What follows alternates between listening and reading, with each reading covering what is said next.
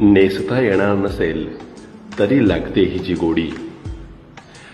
गर्दीत सुद्धा खुलून दिसते साधी सुधी साडी. साडी म्हणजे सुरक्षा, साडी म्हणजे माया, आपल्या आपल्या आभाळाची डोक्यावरती छाया.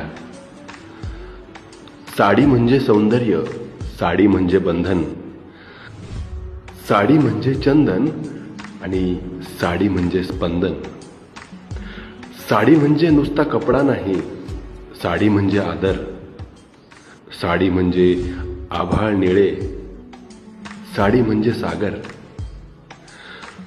कुण्या आराध्य देवीच्या गळ्यामधला हार, साडी म्हणजे तळपणारी एकदुधी तलवार.